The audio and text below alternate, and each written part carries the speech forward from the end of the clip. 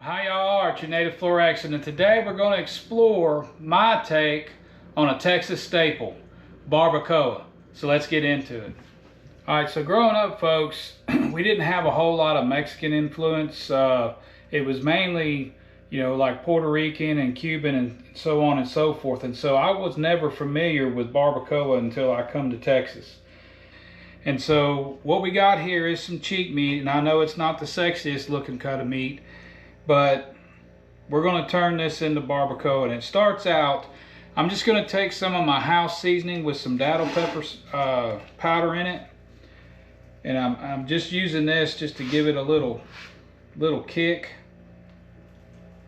because what we're going to do is cook this in our junior can cooker. And I've used this in one of my other videos. I like using this for cooking cuts of meat like this, as well as steaming seafood and stuff. So we're just going to season this up.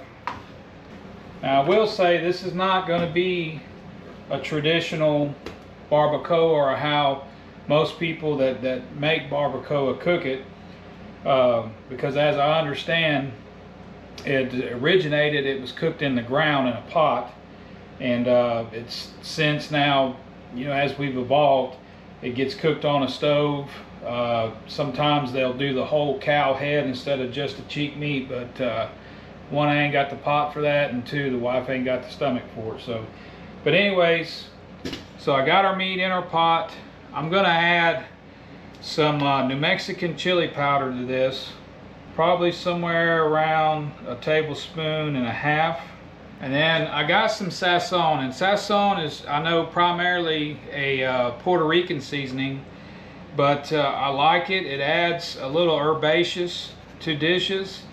It's got cumin, the chote, and garlic, things like that. So we're going to add about 2 tablespoons of that, and then we're going to go in with our liquid. So I like to use a beef broth in this. We're just going to dump this whole quart container in here. Alrighty. So we got all that beef broth in there. And you can see my meat's not totally covered. So what I like to add is a Mexican style beer. I just happen to have a Dos Equis Pacifico. I've used those in the past.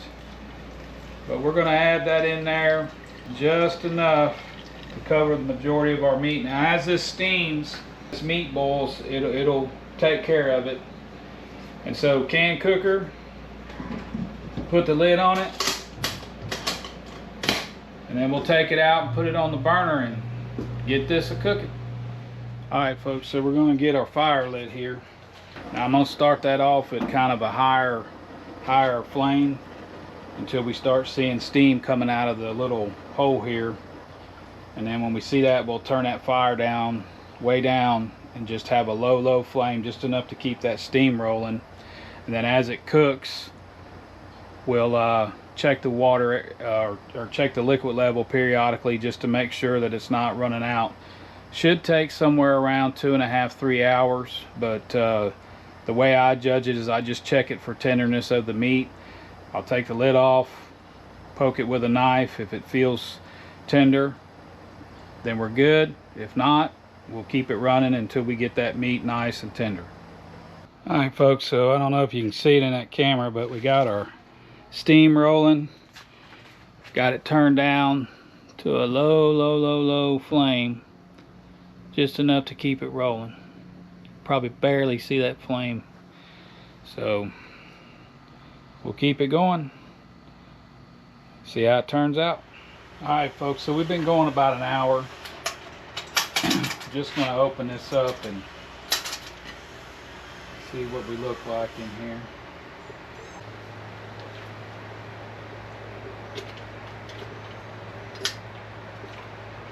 Looks pretty good. Just going to add a little more beer in here. We're going to give that a little more flame, just to kind of, since that beer cooled it down a little bit. We'll sit here and let it run. It's only been about an hour, so We'll check it in about another hour, and then we'll check it for tenderness and see how it's doing. Alright folks, so we're right at the 2-hour mark. And all I'm going to do is just check it with my knife. Oh yeah. That's plenty tender. Plenty tender. Oh yeah. So we're going to shut this off. Take it inside. I'm just going to put it in a pan and then let it cool just enough so we can pull that meat apart. So we'll see you back in the kitchen here shortly. Alright folks, so we got our barbacoa back in. I'm just going to remove this lid, and then we're just going to take our meat out of the pot here and put it in this pan. I'm going to take the juice and kind of dump it in that pan with it. Kind of swirl it around, get all them seasonings, because when we shred this up, I want it to be able to sit in that juice and then absorb that juice. So again, we're going to let this sit and cool a bit, then we'll work on shredding it up. Alright folks, so now we're going to start breaking this up, and I'm just going to pull this meat apart. Alright folks, so we got our meat shredded up pretty good. I might sit here and kind of break it up a little more, but as it cools, it will absorb a lot of this juice remaining here in the pan. That's what you want. You want it to be as juicy as it can be, because what we're going to do with this likely is eat it on some tacos, or eat it as tacos rather. And so we want that meat nice and moist. So now I started out, the 2 packages or 2 sections of cheek meat I have was roughly 3 pounds. This is the amount of fat I got out of them, which is normal. This is 2 bigger chunks here, and I could probably dig through here and maybe pull out a little more, but it's not a bad yield. This right here, I guess we probably maybe lost a pound between the cooking process and pulling out majority of the heavy fat. I don't leave any kind of stringy fat, but some of that good soft fat, I leave it in the meat.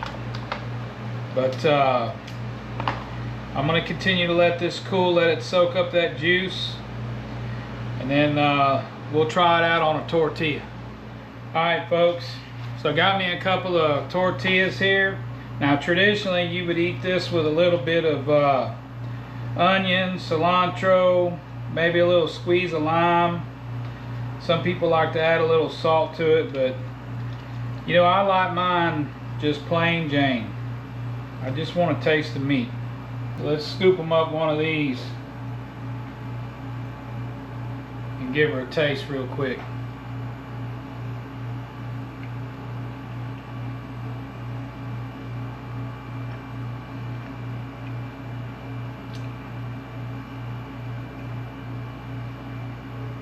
Man, that is good. I ain't gonna say it's as good as other places you would get, but that is really good. It's got that true barbacoa flavor. You get a little bit of the hint of that sazon, that herbaceousness of that, and then you get a little bit of the beer in the background. So I'm gonna get busy on this because this is my lunch. Again, easy recipe to do in the can cooker. You could also do this in a pressure cooker or an Instapot or whatever. You just have to figure out how much time you want to let it run. We had a total of 2-hour cook time with the 3 pounds of meat. So, but other than that, I'm gonna get down on this. Thanks for watching. We'll see you on the next one.